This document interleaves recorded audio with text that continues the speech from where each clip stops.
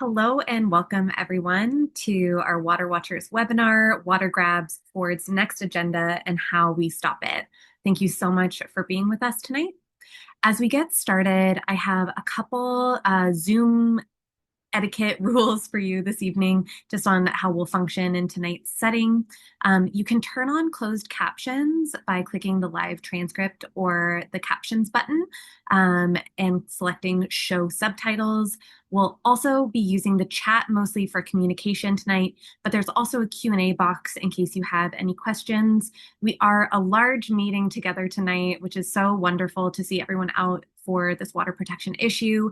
But as so, we have everyone muted, so please feel free to use the chat to share your reflections, your questions, and anything that is on your mind throughout this evening. I'm going to turn it over now to Arlene Slocum, our Executive Director at Water Watchers, to open us in a good way. Okay, thanks, Danny. Yeah, and hello, friends. It's been really, really encouraging to see the tremendous response to our invitation for this evening. And I want to really extend my sincere thanks to you all, whether or not you're present on this beautiful Midsummer's Night virtual call, or for all of those who will be watching the recording, because we had an incredible response. I want to thank you all for paying attention to this really important issue. I found myself this morning once again by the edge of the river that's like just outside of my home here in Dish with One Spoon territory. This beautiful lifeline for me, known now as the Aramosa River, is steeped in a rich and complex history, and only parts of which I and others can know from books or research or folklore. But these lands and waters have held countless relational agreements between the immensely complex web of life that exists through all the wrinkles and folds of deep time, and of which I and my colleagues in this current struggle currently exist.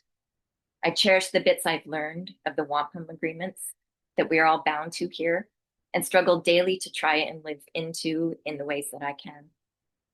Independent of my awareness, though, I recognize simply by my existence here, I'm called into these agreements because my life and everything I depend on comes from these lands and waters. I send my deep and sincere gratitude to the Anishinaabe and Haudenosaunee peoples who have engaged with and have upheld these agreements over time and continually call us all in to remembering our place. And most recently, I acknowledge our treaty agreement with the Mississauga of the Credit in this particular region that I call home. I want to note specifically that there are no Indigenous voices present here on this call tonight. This is not an oversight or for lack of attempts or relationship, but more a reflection of the context that we find ourselves in. In the wake of Bill 5 and Bill C5 and all the other omnibus bills that we've been floundering within, and the immense onslaught of eroding any pretense towards free, prior, and informed consent with impacted Indigenous communities. Those I connected with to have a voice here this evening have expressed an inundation in this struggle. It is therefore critical in this discussion that ensues here tonight, this evening, that we hold central our need to amplify that above all, these proposed changes entirely dismiss First Nations communities' consultation or consent. These proposed changes are not congruent with our treaty commitments across so-called Ontario and have far-reaching implications to what it means to own or access water rights. This alone is reason enough for these proposed changes to be repealed and not gone through. And we'll hear about many of the other reasons here tonight. An intention I invite as we head into this conversation is to remember that we are all treaty people, and quite likely, many of us, like myself, might also be guests here on these lands. So the question I hold is, what does it mean to aspire to become humble and honorable ancestors here on these precious lands and waters that sustain our lives within the complexity of all the web of life we find ourselves in? And with that, I'll pass it back to you, Danny. Thank you, Arlene, for starting us with that beautiful land and water acknowledgement and grounding in gratitude and connectivity and remembrance of our duties as treaty peoples. My name is Danny Lindemood, and I am the Campaigns and Communications Director with Water Watchers, and I will also be your host for tonight's panel discussion. We're going to have a really rich uh, seminar this evening, and it will be mostly focused on the panel discussion itself, but I will open us up with a quick overview of the issue. We'll dive into hearing directly from the wonderful experts who have joined us this evening, and then we'll have some time to take questions directly from the audience, as well as wrap up with some reminders on how you can take action on this issue and share that in your community. So without further ado, I'm going to hop into giving a brief background on the policy context of permits to take water in Ontario, as well as Water Watchers' connection to this particular fight to safeguard water. So since about 1990, the Ontario Water Resources Act, or the OWRA, as it's often shortened to, has been the guiding policy on how we interact with water in this province. In the policy's own words, the Act serves to guide the conservation, protection, and management of Ontario waters, especially with sustainability in mind. Under the Act, anyone, whether it be a municipality or a corporation, who wants to take more than 50,000 liters of water a day from the environment must have a permit to do so. So these permits to take water are for limited amounts, limited purposes, and limited lengths of time. Currently, in the current structure, if a permit expires, has been revoked, or if ownership of a property has changed, the proponent or the person with the permit must reapply and be subject both to public scrutiny, consent, and environmental review.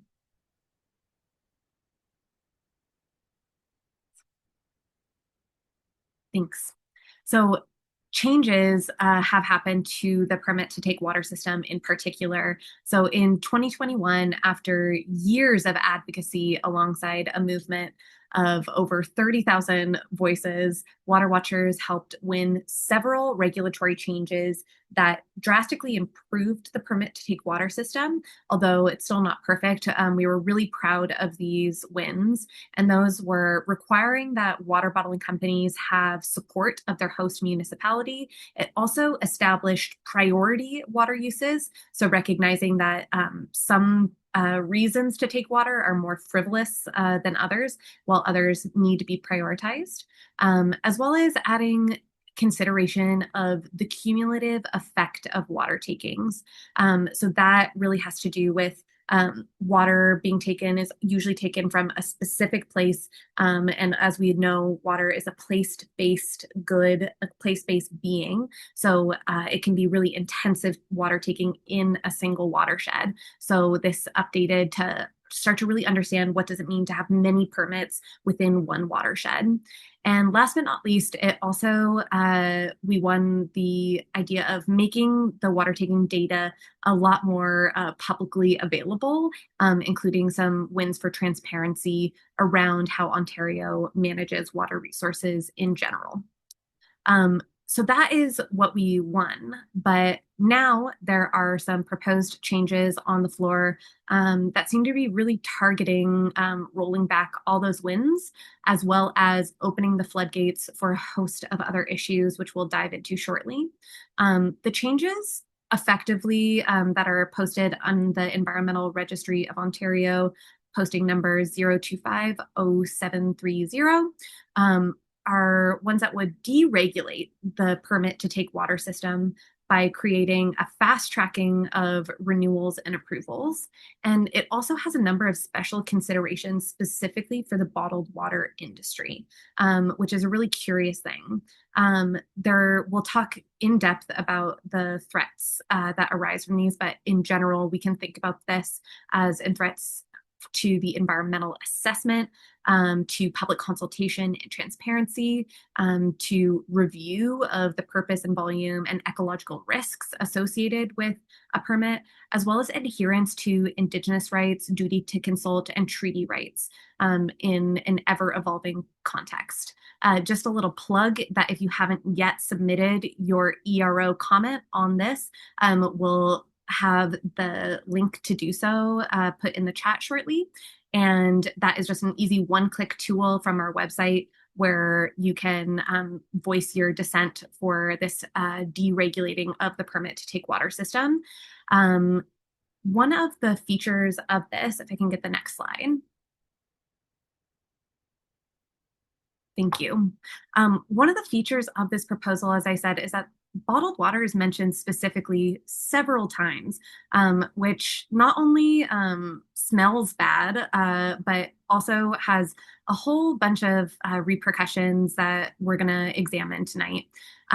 Specifically, this mention of that if a proponent has failed to notify the ministry prior to the sale of a property, which Blue Triton, the fight that we won recently in Aberfoyle, they did not notify the ministry of their sale, and that cancels a permit. And the language for this ERO posting specifically says that it would allow a situation like this to mean that the permit could be renewed without public consultation, without Indigenous consultation, and without environmental review, which is exactly what Ice River, the new owners of Blue Triton, would like to see happen. That is a really fast dive into the high level context for tonight. And without further ado, I'm going to introduce our lovely panel of speakers tonight. So first, we have Dr. Diane Sachs, who is the Toronto's counselor for Ward 11, University Rosedale, and is one of Canada's most respected environmental and energy lawyers with a deep expertise in practical, sustainable solutions to urban challenges. And as a city council environmental champion, she is making an impact on a wide range of public policies, including housing, parks, congestion, flooring, climate, the TTC, Toronto Hydro, and the Art Gallery of Ontario.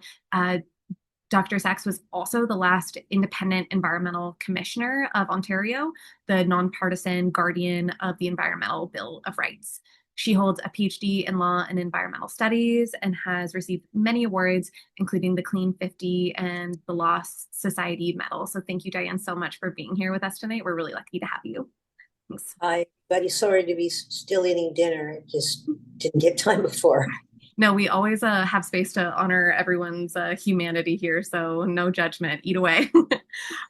Next, I'm going to introduce Maud Barlow, who is a Canadian author, activist, and public speaker, renowned for her advocacy work on water rights, environmental justice, and democratic control of the global economy. She is the co-founder of the Blue Planet Project and the Council of Canadians, and has served as senior advisor on water to the United Nations. Maud is also the recipient of numerous awards, including the Right Livelihood Award, which is often referred to as the Alternative Nobel, for her work on global water justice. Thank you so much for being here with us, Maud. Dr. Rob Case also will join us tonight. He is an academic whose teaching, service, and research focuses on social policy, policy advocacy, community engagement, and social movement participation. In Guelph, Ontario, where Rob lives, water has emerged as a significant focal point for policy development, technological innovation, and social action over the past 2 decades. And in the early 2000s, as a volunteer on a related community environmental projects, Rob found himself dropped into the world of activism connected to a broad and dense web of diverse professionals, institutions, and citizens groups that were active on water issues in Guelph and beyond. So thank you, Rob, so much for being here with us tonight. And last but not least, we have Arlene Slocum, one of the original Water Watchers founders, dating back to our origins in 2007, and she has served as executive director since 2009. Arlene has committed the better part of these last 20 years to deepening her personal relationship to water and to learning about the significance of centering Indigenous sovereignty in the work of water justice advocacy. Arlene does this work because deep in her being, she knows that the way we treat water is the way we treat all life, including ourselves. So thank you so much to all you wonderful panelists for being here to share your expertise tonight. I want to get us started just with some kind of open-ended first reactions to this ERO posting. What are the unwritten repercussions that you see? What do you think the intersections with the current political climate are, as well as the literal changing climate? What do you think is really important here? And Maud, I'm going to pass it over to you first.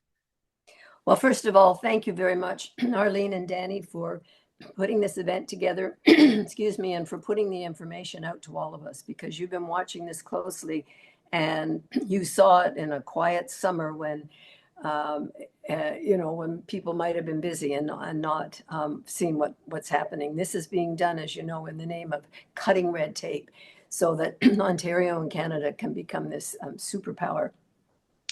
Two things jump out at me when I see these new proposed rules. The first is that this is exactly the opposite of what we should be doing on a planet running out of clean, clean, accessible water.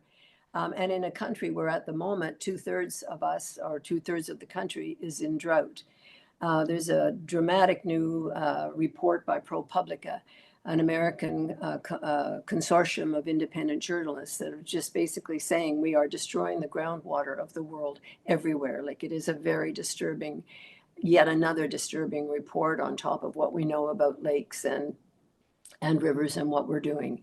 And so this notion that we can play fast and loose with these rules is exactly the opposite of what we should be doing. We need to bring in much more regulation. Everything we do needs to ask the question, what's its impact on water? The second thing that jumps out at me is that I see it as a new form of privatization. We fought water privatization, water markets, water commodification, and we've done that quite well here in Canada, not so successfully other places.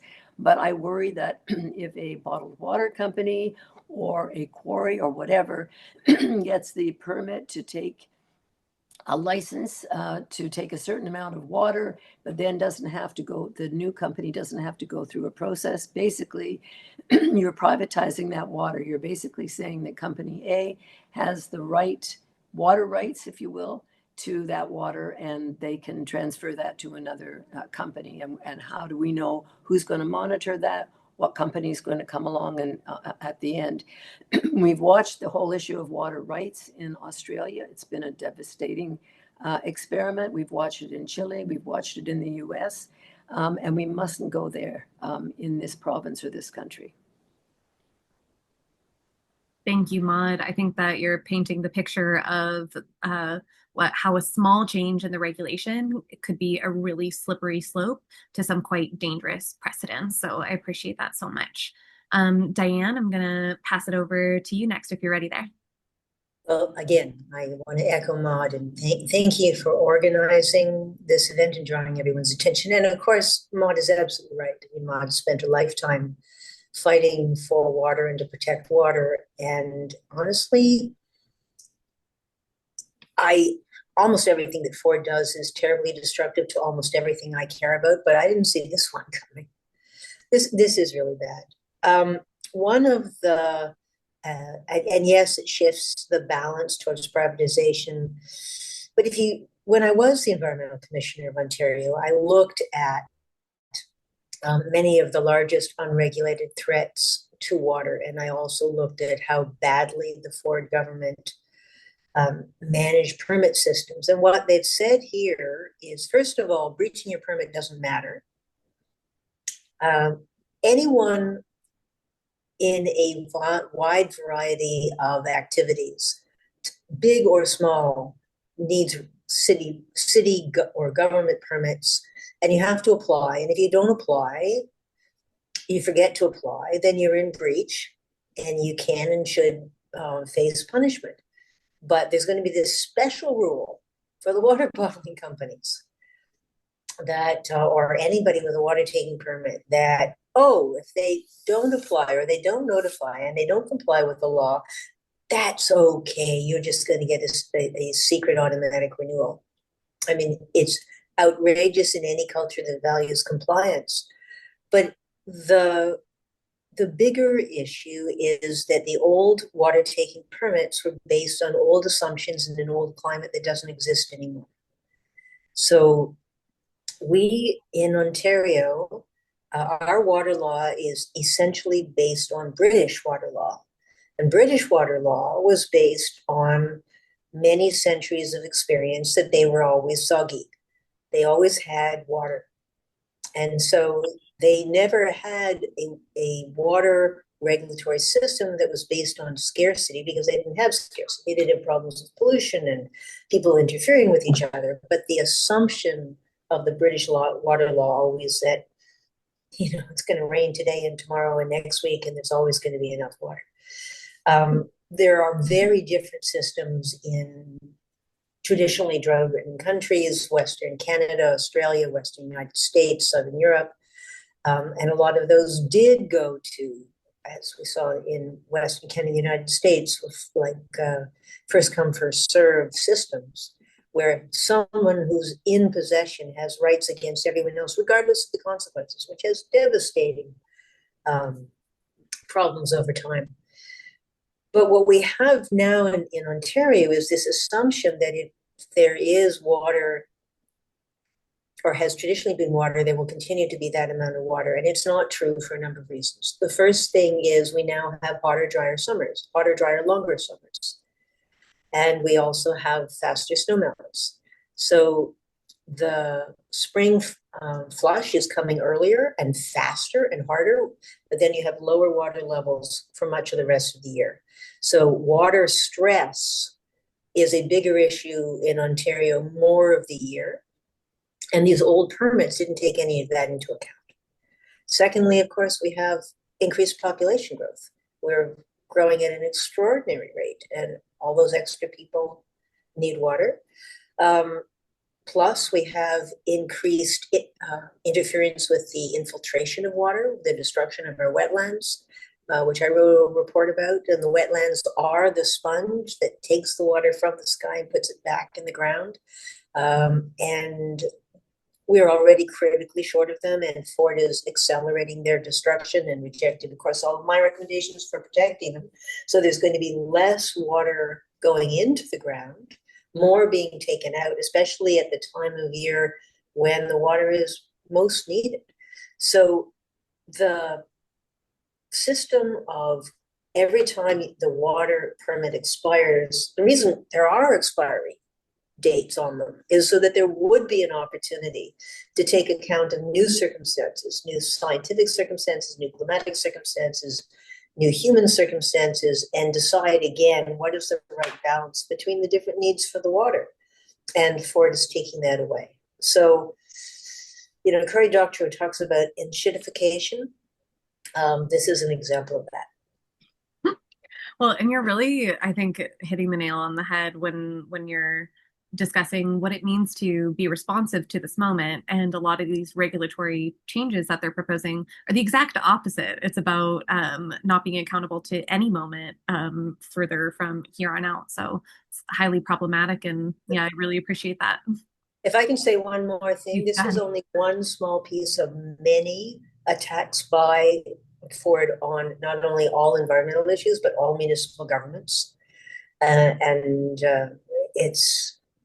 it's appalling because at the same time that he's downloading more and more responsibilities on us and cutting our financial feet out from under us and from the conservation authorities, he's more and more strangling our ability to do our jobs. Mm-hmm. So we're facing steady deterioration in public services, public infrastructure, public responsiveness, which then allows him to say, well, public infrastructure, public service, public space, forget it, it's no good anyway.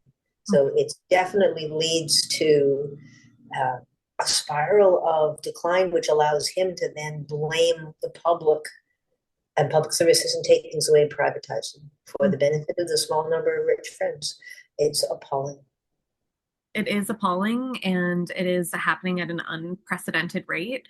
And this really is like just a piece of the equation, but it for sure is an important one. So I appreciate that so much, Diane.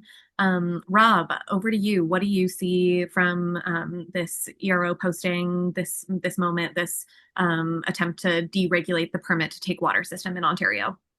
Well, Diane and Mud covered it pretty well, but my initial reaction was sort of, there's a lot of buzz in the media about Bill 5, rightfully so. But this is the same shit, is it not? I mean, it's kind of this Ford government, the Strong Mayors Act, subverting democratic process, the use of ministerial zoning orders to ram through Amazon factories and wetlands or whatever. Um, all these things are happening, and this permit proposal to try to cut the democracy out of regulating what industry is good and what's good, what's there for the public good. It is just a part of that classic battle of democracy, state, and capital, and that kind of whole tension. And the problem with this political era right now, and the chaotic threats from the South, the trade wars, is we do this elbows up thing. We rally together to elect a conservative liberal federally. And the elbows up seems to be like the nationalism seems to be like, trust your government. The government in this case is the problem. And I don't think that anything has ever actually, governments only work, if you believe even in liberal democracy a little bit, governments only work when we are pushing it and we find ourselves in that position. And I think we can really not, we can't afford to not push back on this, because the question, it's a matter of basic democratic involvement. One of the slippery slopes here is the taking away of our rights to have any input as community members and participants in democracy who actually care for each other and our neighbors, and for justice and the environment, and are thinking long term. It's fueling up capitalism is what's happening here for the profits, selling us out. So I think this is a very narrow part of that, but it's a narrow and actionable piece of it. It's something we can actually make change on. And I think that's what it's going to take, is a million points of action that way. So I'm sort of thinking about the moment scary, and this is a climate issue. Water is a climate issue. It's the front line of the climate issue. We don't know where our water is going to come from in Guelph 20 years down the road when the population is bigger. Imagine 1,000 years or 10,000 years. This is short-sighted. As Diane says, it's like this myth of abundance is ever going to be there. So we need to nip it in the bud, particularly in the context of climate change. And plastic bottles shipped around in trucks, plastic bottles wrapped in more plastic and shipped, that doesn't seem like a very sustainable way to deal with water, and certainly not a way to deliver water in a just way. So these are, anyway, we can follow up on this. I'll cut my comments for now there. Yeah, you're foreshadowing into our next question, but I'll let Arlene get in on there just with any first reactions before we pivot and talk about kind of the bottled water industry specifically. Yeah, thanks to all of you. I wanted to also just share the context as well, because many of you all are long-time Water Watchers supporters, and we've been on this issue for a very, very long time, 18 years and counting. So we celebrated when we knew that that Blue Triton had sold their operations, and we knew to remain vigilant. And we were watching. We've been doing our research. We've been trying to figure out like exactly what happened in the sale. It's not been easy to learn. But what we had learned just one short month ago was that, well, we learned in February that it was White Wolf Management that had bought this company, which is a company of Ice River, had bought the local water bottling operation.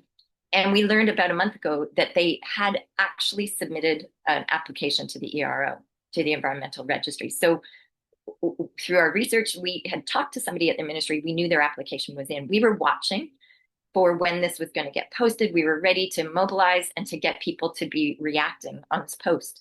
In 2021, when the private equity firm that rebranded as Blue Triton bought it, there were over 32,000 submissions on the ERO, most of them opposing the application. So we were ready to mount and rally that kind of level of things.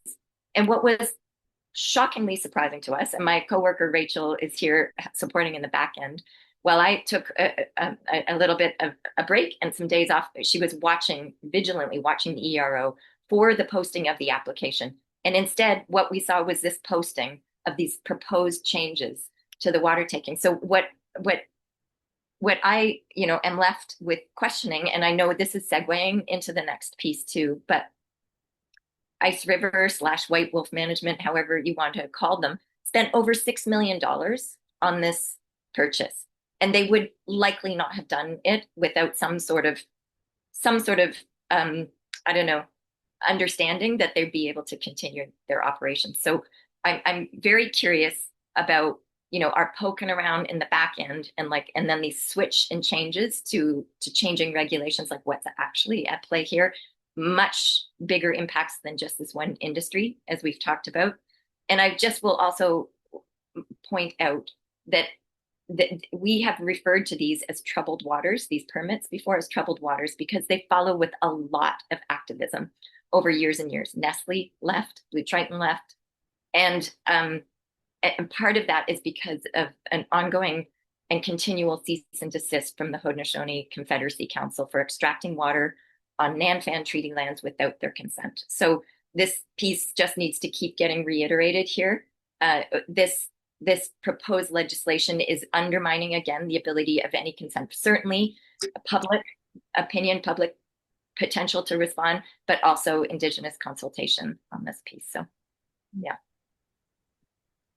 I think it's so important to ground back into this, like how we actually got to this moment of realizing that this water grab was happening, that it was a quiet posting of something that we weren't expecting at all, that didn't actually have anything to do with the one specific permit we were looking for, but about changing the whole system entirely. And within that, there's this specific mention several times of specific considerations for water bottling itself. Bottled water is the only industry mentioned specifically in the proposal, including bypassing municipal consent requirements, which we won in 2021. And that just flabbergasts me. So I'd love to dig in around this idea of why does bottled water keep getting special treatment in the permit to take water system? And why do you think that we need to resist this? I'm going to let Rob, you jump in first on this one. A good question. I think water bottling gets special treatment in the permit system because we made it so. Um, that differentiation. I mean, our permit to take water system created a billion years ago or whatever, a completely different context. Didn't really anticipate there being water bottling. I think it was made for more industrial and commercial and maybe agricultural water takers, which is quite a different thing from water bottling. I mean, it's one thing to pump a lot of water, pour it onto the ground, and create food, compared to put it into a truck, drive away, put in plastic bottles and drive those away. They're completely different water uses. So I actually think that we need to get more discerning about when, why, for what purpose do we take water out of the ground? And if the benefits don't outweigh the costs and risks, environmentally, socially, and so on, leave water in the ground.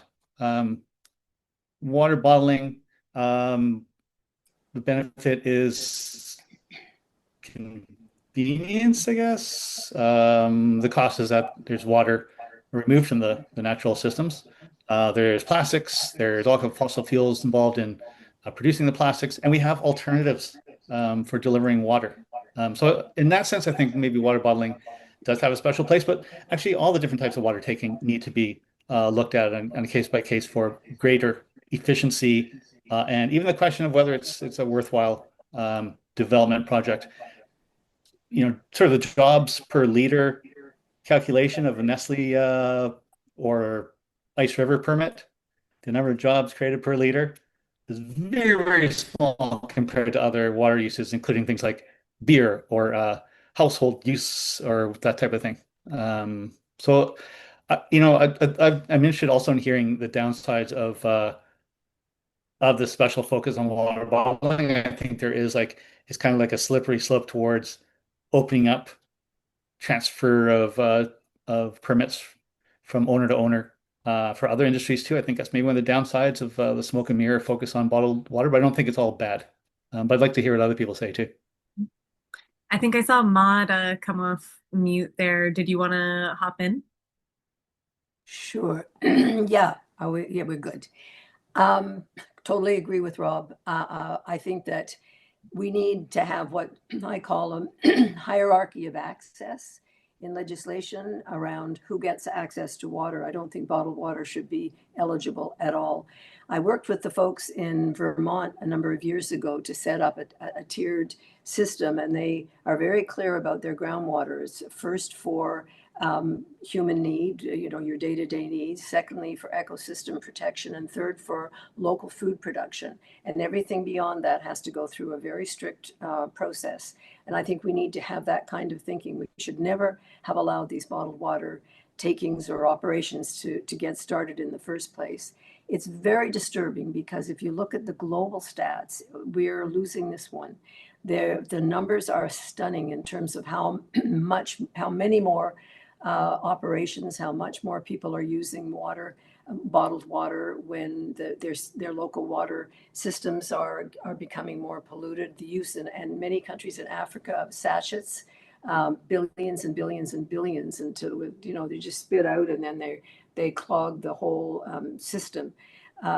So this notion that we can just continue to put water in plastic is destroying it's destroying our bodies, it's destroying the earth, and it has to be absolutely challenged. But I do want to say, beyond the bottled water, and agree with Rob here too, I'm very worried about AI. I've been researching for a new book on water, and AI is a huge water guzzler, and there are a number of AI companies that want to set up along the St. Lawrence on both sides, the Canadian and American sides. And I can see an AI operation getting a license from the Ford government, and then the same story that we're talking about here with Blue Triton selling to Wolf. You could see from one company to another, and how do you control what that company is? Where does it come from? Who's monitoring it? I mean, what this process does, and Arlene has said this so clearly, is it locks us out of the consultation process. It keeps the public away. It keeps communities away. It locks out First Nations. It's very dangerous, but it also allows a kind of water grab that I think we're going to see in this province, in this country, the likes of which we haven't seen before. And this legislation just is a green light for the privatization, commodification, and in fact, creation of water rights to these companies. Very dangerous, worth our taking a lot of time to fight this. Thank you so much for that perspective, Maud. Diane and Arlene, do either of you want to jump in on this? Why is bottled water getting this kind of special treatment in the permit to take water system? Well, what I wanted to point out was that, and again, I wrote a report on this, that the bottled water industry gets given our water for tiny amounts of money, just pennies. I'm not sure what the current amount was, but I think it was 35 cents for 100,000 bottles of water when I was commissioner. And it's so not only are we giving up something that is essential for life and increasingly necessary for everything else, we're getting our pockets picked at the same time. And this is an incredibly valuable asset that the companies are making gigantic profits on. And so it's again, what Ford does all constantly is that the private sector takes all the losses and the public sector takes all the losses and the private sector pockets all the money, except for the amount that goes, I suppose, to the donations to the PC party. So it's totally outrageous. I don't see a way around it unless there is some way to mount a really successful boycott campaign. I mean, we have had some success over the decades in moving public opinion away from cigarettes. And something of that scale is going to be necessary to get rid of this bottled water idea. So many people think that drinking bottled water, they're doing the right thing. They're doing the healthy thing. They're doing the sensible thing. It's at least not Coca-Cola, which is partially true. But this idea that the healthy thing you do for yourself or your family is to buy a plastic bottle of basically stolen water is completely outrageous. The other thing I did want to say, though, is that there is a big difference for me between consumptive uses of water uses that take the water out of the watershed it's in, and other uses. So aggregate washing is an enormous problem. AI cooling is a big problem, but water bottling is an order of magnitude worse because they actually take the water and truck it away out of the watershed. Whereas, I mean, with all of the many problems with aggregates companies, they put the water back. They don't take it away. They make it warmer and dirtier, but they don't take it away. This is worse because they're actually taking it away. And as somebody was saying in the chat, and we also know that we can expect Trump to be coming for our water. He keeps saying that Canada doesn't have anything he wants. Well, he definitely wants our water. And I don't think he cares how he gets it. He wants it in bottles, he wants it in pipes, he wants it whichever way he wants. And that is, again, an enormous, massive battle that's coming our way. And our ability to resist, to protect any Canadian rights, institutions, and resources under so much threat. I don't know whether Carney had any choice but to abandon the digital services tax, but that was there for a specific reason, to try to protect what's left of the Canadian media landscape. We've lost so much in terms of local newspapers and so on, and that's because of the Googles and so on. And so we're in a 360-degree battle. This is one piece, but there are many other pieces, and it's really frustrating that most people don't care and don't listen and just seem to assume that, I'm all right, Jack, so don't worry. And it's not true. You brought, I think, two really important narratives forward, Diane. One of them being that this isn't just a local issue, that this is an issue of water exiting our watersheds, as well as this idea of the rise of functional monopolies, these mega corporations taking ownership over entire industries. Ice River is the new owner of the former Nestle, Blue Triton, Primo brands water bottling operations in Ontario now. And they frame themselves as a mom and pop family run business. Really small is kind of their branding, their messaging. But they are a huge operation with massive reach in US operations. And it's been estimated that with this purchase that they now have up to 98% monopoly on water bottling in Ontario specifically. So I wonder, for like looking at this larger context of our policies here are treating bottled water as this kind of like special industry, but at the same time, they're intersecting with all these really important trends of intensification of resources under single corporations, as well as these emerging water grab and water transfer issues between Canada and the US.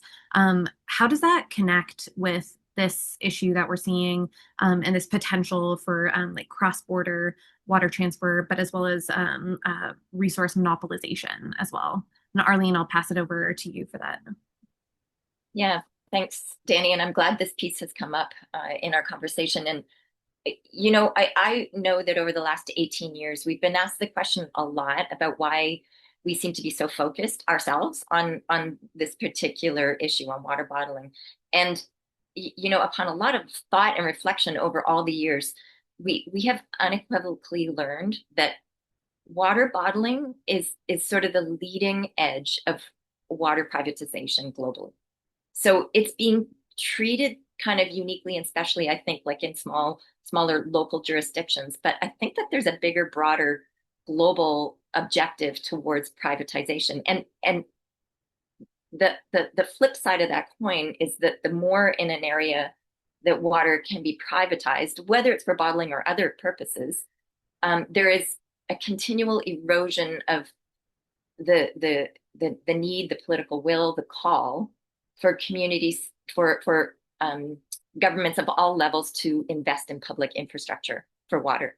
So this is not, one of the critiques that we sometimes get at Water Watchers is like, and I know the industry really plays this up.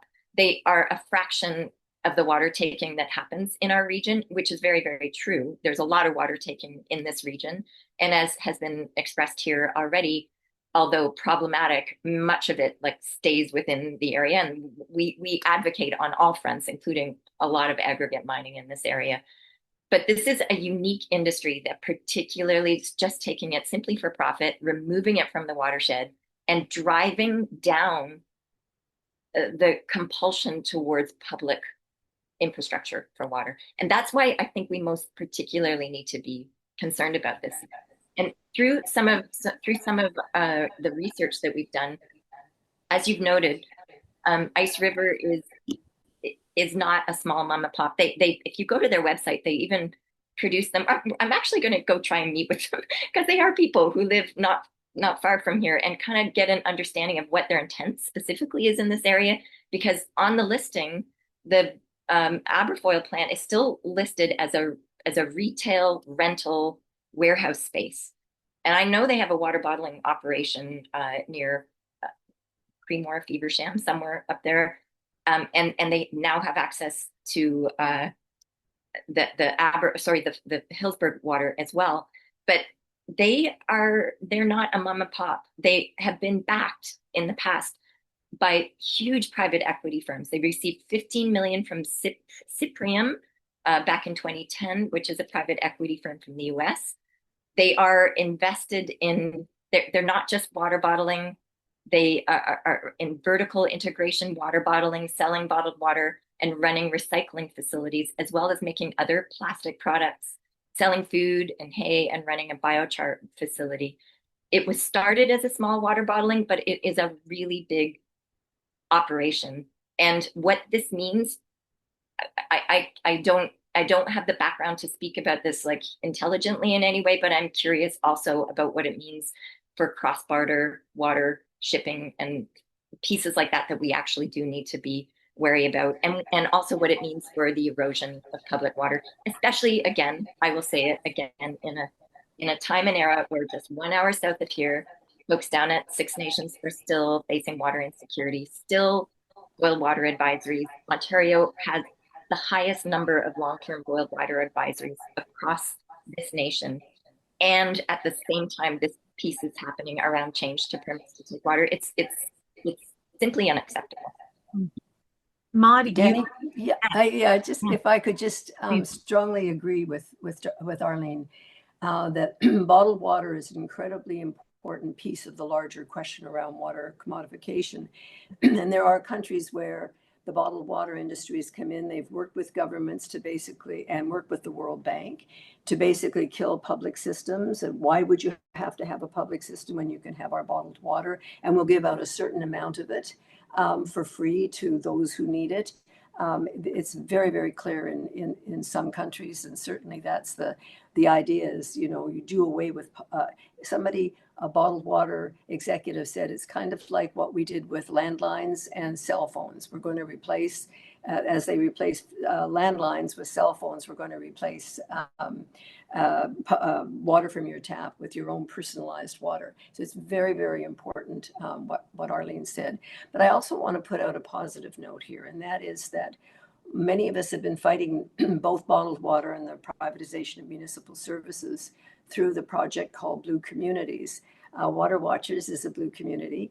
We started it in 2009 when bottled water was getting going in Canada, and also the Harper government was promoting public-private partnerships for water infrastructure, and if a municipality needed federal money, to upgrade or to expand because their cities were expanding, they weren't going to get federal funding unless they went to a private company.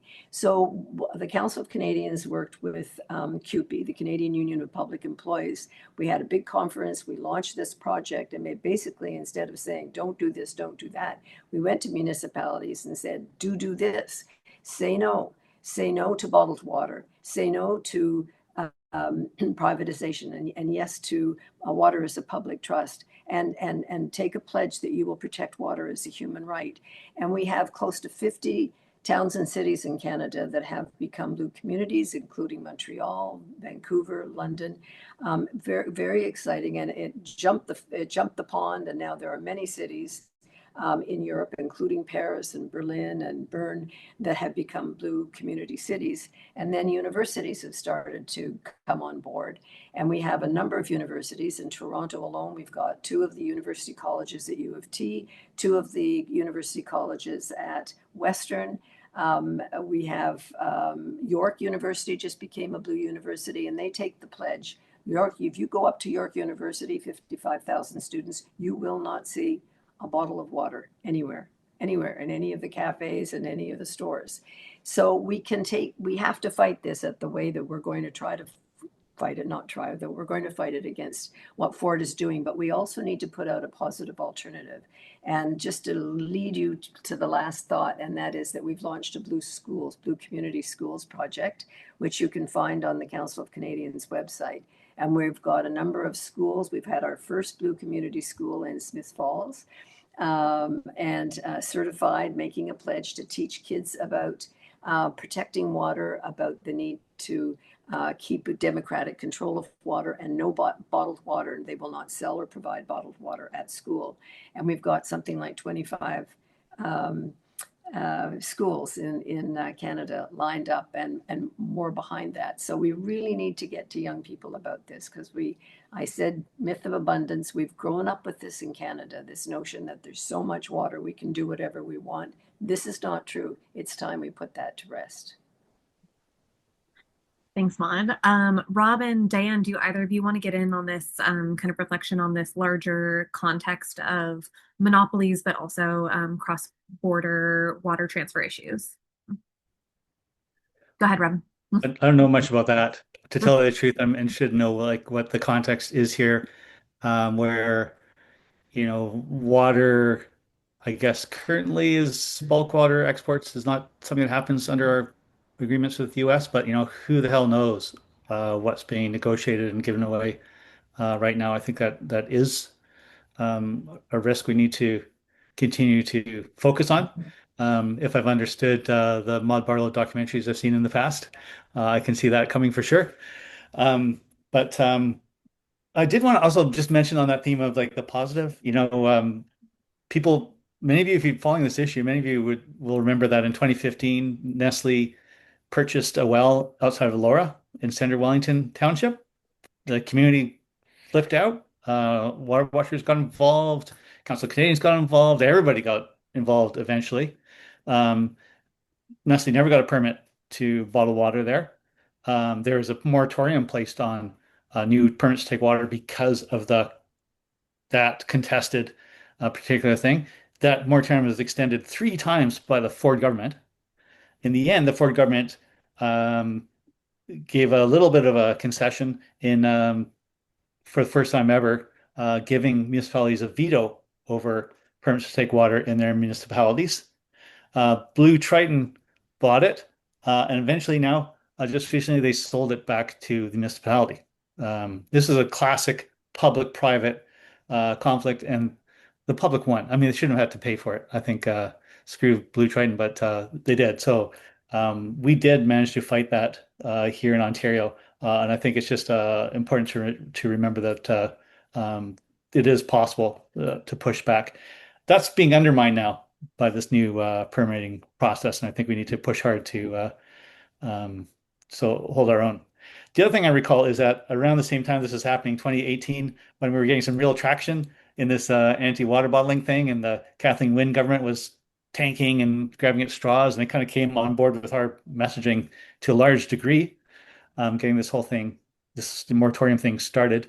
That's when I remember first seeing ice rivers being trumpeted out by the Canadian Bottled Water Association or one of those lobby groups um, to rebrand the water bottling industry. Look, farmers from rural Ontario, mom and pop, complete greenwash bullshit. It's still about profit maximization. Don't just make profits, maximize profits. Within the law, push the law to facilitate that. That's still the same logic that applies in a corporation of that size. They push hard on their recycling um, plants that they have. Very valiant effort to reuse plastic, but then they apply it to water bottling. Aren't there better uses for even recycled plastic? It's still kind of a wasted, frivolous industry. So I think we have to be really suspicious of the messaging and the buy Canadian, elbows up. We think we need to be a little critically aware of that. It's still corporate water mining for profit maximization at the end of the day. Thanks, Rob. Diane. Yeah, I mean, there is legislation now that limits bulk water taking. It's between Canada and the United States, but I worry because that can be changed. First of all, as we can see, Trump doesn't keep treaties, doesn't keep rules. He can simply change it on his side and refuse to comply. He can threaten to break our prime minister's arm on something else. I mean, there's a lot of ways he can do it. We know that there are a number of communities in the United States quite close to the Great Lakes that are short of water, that are on the other side of the watershed boundary and are not allowed to take water from the Great Lakes, and who bitterly resent it and want it changed. So anyway, yes, absolutely. Nancy's just saying the same thing in the chat that I was trying to say. In terms of opportunities for action, this always comes back to politics. Who does Ford listen to? He doesn't listen to any of the kinds of people who are on this call. In fact, like Trump, he thinks he gets points with his base by yanking the chain, kicking in the teeth, sand in the teeth of people like us. So, and as we've seen over and over again, tens of thousands of people commenting on the Environmental Bill of Rights registry doesn't move him at all, because those aren't the people that he expects to support him. So then I have to go back to, all right, well, who does he listen to? Are you talking to, I don't know, Ducks Unlimited's, the anglers and hunters? Are you talking to farmers? Are you talking about the National Farmers Coalition? Are you talking about the Farmers for Climate Action? Are you talking about the rapidly growing smaller cities that depend on groundwater? Are you talking to people that are in ridings that he cares about? And if not, we're in an echo chamber that isn't going to make any difference.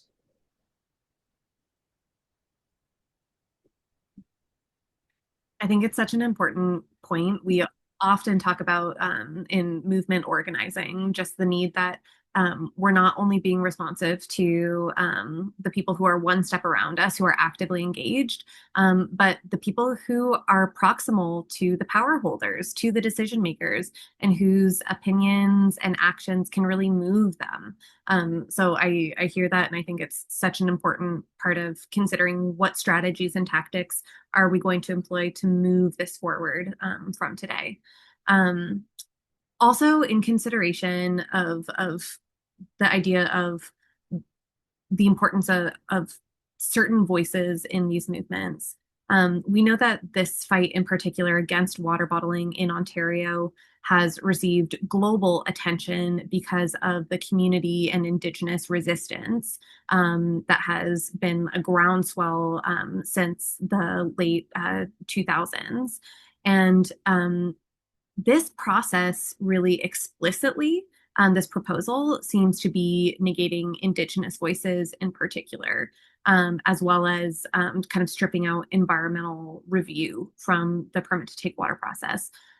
Why, in principle, do you think that it is critically important that community and Indigenous voices, as well as environmental review, remain a part of the decision-making consideration, especially when it comes to water? And I'll let whoever feels ready jump in. Go for it, Arlene. I can just start this off, but you know, it was back in 2019 and then again in 2021 when we worked alongside youth and clan mothers from Six Nations to through their hereditary council to deliver a cease and desist order. First it was to Nestle and then again to Blue Triton. And when we were doing that kind of work together in solidarity, together, settler and Indigenous folks together, it was a beacon call for invitation into this movement towards water protection. And we saw our numbers really, it seemed to really strike a chord that we were collectively in action together. And I think that had an awful lot to do with why, first of all, not only in our community, but in communities across Turtle Island, when those kinds of collaborations were happening, it became too much work for the likes of Nestle. And that's when they left. So there is like power and voice in this work of coming together in solidarity and collaboration. And the other piece that I'll just say right now, again, we were unable to have some voices present here with us this evening. And folks are facing an inundation. The Indigenous First Nations people that I'm in relationship with are inundated with this onslaught right now. So this is one piece of the puzzle. And, we can take up this piece as we can. And how do we support the broader, collective calls to action that we're seeing around? I had specifically talked to the environment director at Chiefs of Ontario, who shared that like they would love to be able to attend this, but truly they're so overwhelmed with the onslaught around the other bills that it's just hard. So how can we hold those voices as important during this time too? Because like I said, when we did bring that collaboration, when we were engaged in that solidarity action, it was powerful. And I think that like voices of this land, if they're being derailed from free, prior, and informed consent, I mean, we have so many levels of regulations around that and obligations around that we can push on, not just provincially, but federally as well. So there's lots of points of power around that. Maybe I'll just leave it there.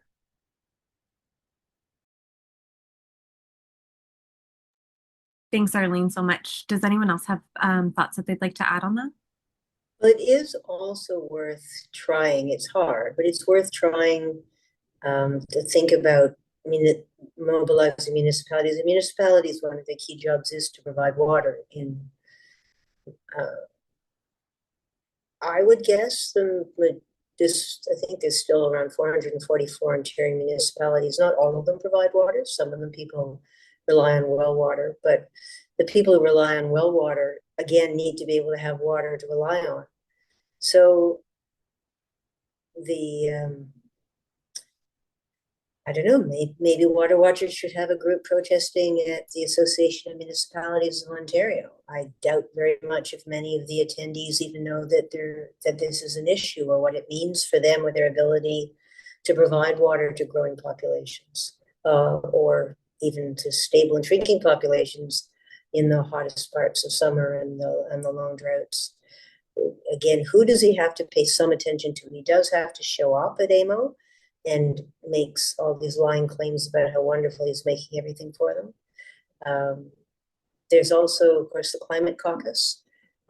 If you don't know about the Climate Caucus, you should definitely read up about it. It's a network of municipal councillors and mayors, past and present, across the country. It's about 300 of us who try to support each other to do climate action and stand up for these kinds of things. And so there may be a councillor in your municipality who's involved in Climate Caucus, and if not, whoever your best councillor is, ask them to join Climate Caucus, and then ask Climate Caucus to speak up and maybe can help. You've got to find allies, got to find other people who have a direct interest and have some chance caring what they say. Mm. I've heard in the comments now several times that there's this real focus on um, a feeling of disillusionment with the Environmental Registry of Ontario, with petitions. And this question from the Q&A says, what more effective actions can we take rather than petitions, answering EROs, etc.? And I think that that gets to part of what you're saying, Diane, is that there are real places where we can leverage power, where we can leverage people, where we can leverage relationships in order to get progress on these issues because of people who have access to the decision makers, or can at least have access to the ear of decision makers through the grapevine. But also, as you were saying, Rob, grassroots movements as well, the groundswell, the showing up, like that matters too. And I hear that there's also in the chat a huge call for people wanting to get out and maybe have a protest as well. So some just very interesting ponderings around what does it do effective actions look like? And I wonder if anyone wanted to carry some extra thoughts on that forward. What do effective actions look like in this political context that we find ourselves in? Well, I Well, do have to say that as the former guardian of the Environmental Bill of Rights and the Environmental Registry, I mean, the reason he passed special legislation to fire me and abolish my office, try to silence me, um, with no guardian, the Bill of Rights does very little. And even then, I had no authority. All I could do is coax, cajole, persuade. But I had some ability to do that because of the public trust and the public attention that the media paid to the things that I said. Now that I'm gone, none of that exists. And even when I was there, we had this huge protest against canceling cap and trade, and he simply ignored it because this is something he wanted to do for his base, and he actually doesn't care what people like us think. So I agree that focusing on it, I mean, it's worth spending 2 minutes to comment on the EBR, but it's not the place to stop. It doesn't change anything. What we've seen Ford, when does Ford flip-flop? Ford flip-flops when he gets booed at Raptors games, when he gets booed in public, when his donors care, sometimes when people in his riding care, but it's not from polite comments on the EBR. Danny, I just want to say that I think a big piece of the job before us is getting this information out to the people of Ontario. Most people don't know this is happening. They know about C5, they know the federal and the provincial problems that we have, but people do not know about this. When I talk to my neighbors, my friends, my family, they say, I didn't know about this. This like, just isn't out there yet. And it has been my experience that when people feel that their democratic right to protect the water that gives them and their families and their communities life, when those rights are taken away, people fight. And they fight in a way they don't fight sometimes for anything else. So we really need to get this story out there. And that's why the Water Watchers sounding the alarm on this, having this event tonight, getting this information out is absolutely critically important. And now it's the time for all of us to take this and manifest it. We need to have a lot of information going out because I do believe people would not support this, including some of Ford's traditional supporters. And we have 200 people on this call together tonight. If every one of us shared this call to action to just submit a comment to the ERO, even though there's a lot more that we can do, even if we just did that, if we shared it with 5 people, we would have 1,000 more comments going into the government of Ontario in opposition to this change to the permit to take water system. And there's at least the beginnings of power there. Like we can start something from there. It's important. Thank you. Rob, and then Arlene. Yeah, I do. I agree that it is important to spend 2 minutes to make a submission. And, we tend to get really technical about the submission where actually that's all that they'll accept as a legitimate submission as if it's a new technical thing. But I think it's also important to register our opposition that way. But it really doesn't do enough. That's something that Water Watchers has certainly learned. When we managed to get some traction was when there was a local group leading the charge at the local level, Save Our Water in Elora. There was an intermediary group, Water Watchers, that was making connections. There was Council of Canadians with some national profile.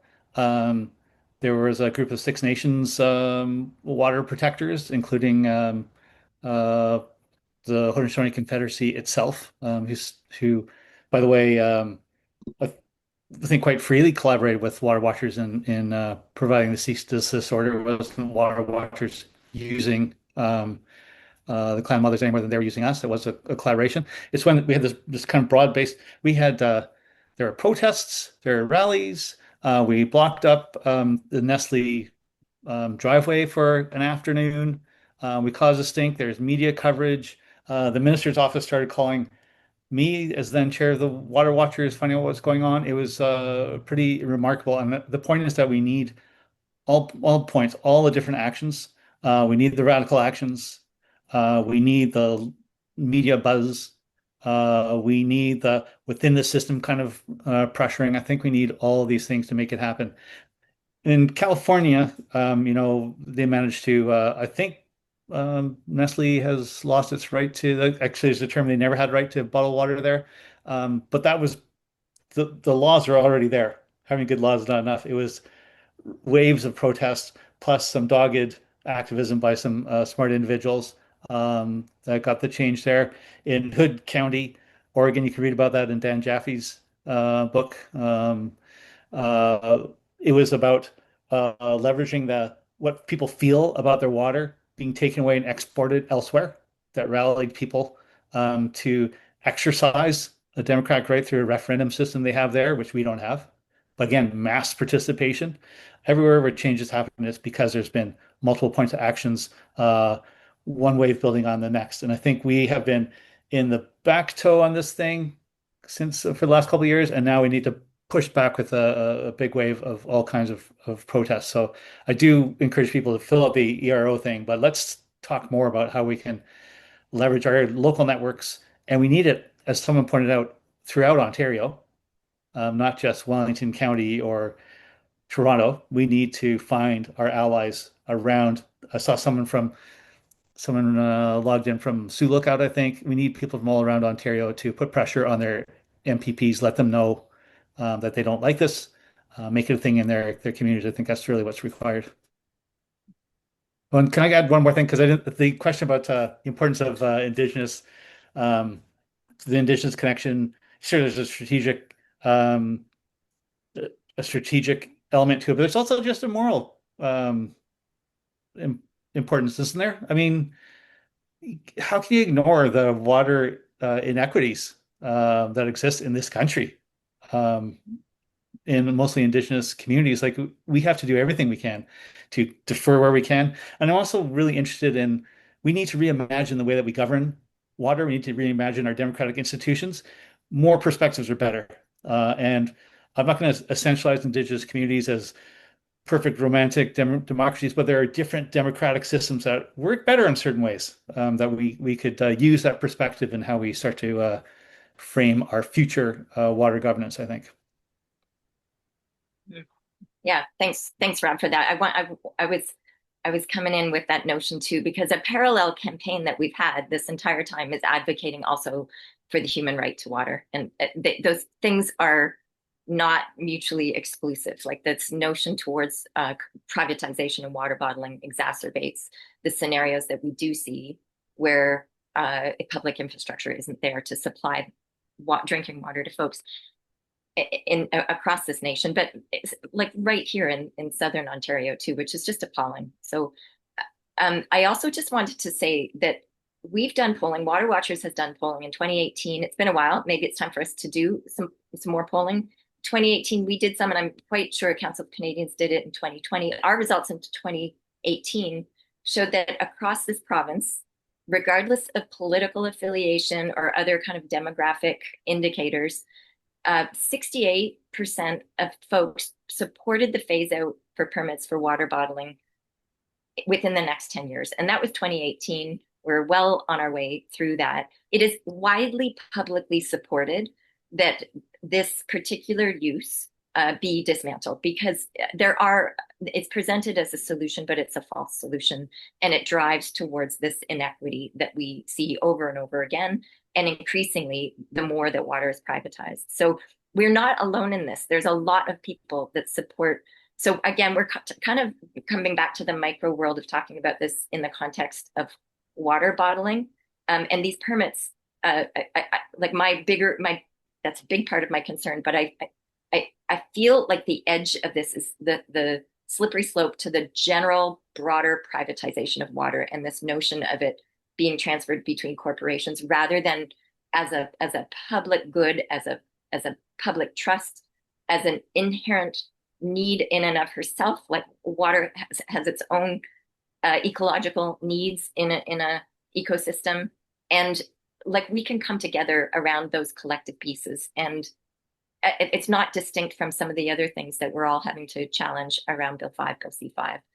Water is like the common uniter across all of them. And let's hope, we know we're facing a deadline this Friday of comments, but that's not the end of our challenge to this. Whatever happens on Friday, and please share, as Danny requested, because numbers matter. When we can point to in 2021, over 32,000 submissions, like numbers matter. That hits media coverage when we can say really big numbers. So please do share and know that we're not alone, and we're going to continue to challenge and fight across all these pieces. I have one more question that came up from the Q&A. I'm going to try to weave together a few different questions that came in on this front, but it's all around the intersection of Indigenous sovereignty and solidarity and allyship of this fight against bottled water, but also for water protection and for water sovereignty. So the questions that came in said, where can we direct support to the Indigenous communities leading the charge, given the current trajectory of Indigenous nations gathering in opposition of these destructive decisions? Will we take the time to address how we can move forward in a good way together, be that by support on the ground or financial, or in representation, etc.? And last but not least, someone put in this idea, can we use the concept of water as a human right and the lack of consultation, as well as the removal of waters away from watersheds, which endangers local life, as the basis for a legal challenge? So some legal questions around there, but also really at the heart of it, what does it mean to be in solidarity in this fight? And I think that that's a really important thing to leave on. So I'm going to have that be our last question. So please add anything else that has come to mind as we do a final kind of summary round here. Arlene, do you want to kick us off? My mind is in a million directions in the moment. I mean, all I can say is we know that in movement building, it happens when we come together across many issues, because they're not unrelated. I might just be reiterating the point that I made before, which is simply that, in communities that I'm in contact with or relationship with, what they're fighting is not distinct from what we're fighting, especially in this climate right now. So find your piece, plug in where you can, support the fights on the front lines, find where they are, the ones that you feel passionate about, fund them, show up, wash dishes, lead the challenge. And yeah, that's where I'm gonna leave it right now, because my mind is actually going in a million directions. You've been working hard, Arlene. Danny, I jump in and say that one of the exciting new projects or developments is this whole concept of rights of nature, rights of rivers. And mostly in this country and many others, actually, it's being led by Indigenous communities. So the first of the rivers in Canada to be protected as with legal personhood is the Magpie River in northern Quebec. But there are movements to have the Gatineau River here, the Athabasca, the Yukon, the St. Lawrence itself, Lake Winnipeg. named as having its own rights, its own legal rights. The Magpie River has 9 rights, right to flow, right to regenerate, and so on. The last one is the right to sue, which I think is lovely. How this would stand up in a court of law, obviously, we don't know yet. This is very much coming up from the grassroots, but mostly, as I say, Indigenous communities. The Innu people are working with the local municipal councillors, and they feel very strongly about this. And legal advice is saying the Ford government would be very careful coming in and putting in a hydro dam now after this kind of protection has been established by the elected representatives around this river. So I think we're going where people are going with positive new concepts is really important. And now we're getting rights of the ocean, rights of wildlife, and even rights of groundwater.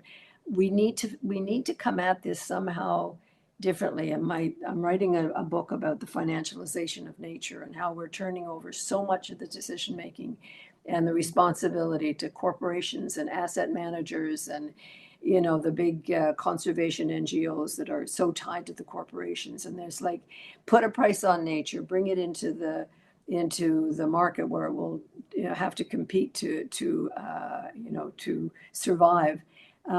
It's held us up from doing the things that we need to do. And there is some very exciting thinking going on within Indigenous communities that we need to hear and follow and support. And one of them is this rights of rivers, rights of water. Thanks so much, Maud. I appreciate that. Diane, go for it. If anybody on this call has connections to someone who's a really good PR person, I think one of the things we really need is that walking around with a water bottle shouldn't be cool. It should be a source of shame. That is, the advertising industry are experts in changing how people feel about stuff. Lawyers are not good at this. So, how do we make water bottles as shameful as cigarettes? That's my challenge. See, I appreciate you, Diane. And last but not least, Rob. I just, I'm kind of scanning through the chat. There's a lot going on there. I can't keep up with both, but it does seem to be an appetite for taking action. There's someone named Kevin who has issued pretty direct challenge, like, okay, who's going to organize a trip to Queen's Park or whatever. So I think that is a question that is usefully raised here about, I mean, I don't think Water Watchers needs to be the leader of all local actions, but I think it does kind of raise the question of, is there a way to build a campaign in the near future? I don't know. Yeah, I'm not really sure I have a lot more to add to the conversation right now, except just that sense that I wasn't really sure how this was going to go, how popular it was, but I'm quite inspired by the amount of engagement in this session and the ideas that people have. So you kind of re-energized me for sure, and I look forward to connecting with a lot of you as we go forward, protesting, maybe blockading the Nestle. There's only one driveway into the plant in Aberfoyle. There's only one driveway into the well in Hillsburg and Erin Township. There are actions that could be taken, I think, to disrupt and put this further on the agenda. Beautiful.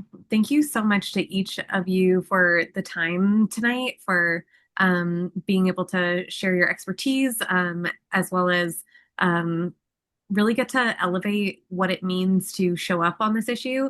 I am feeling so energized after seeing all of the hunger and passion happening in the chat for action. And I can promise you that we will have some really great follow-up actions from this fight.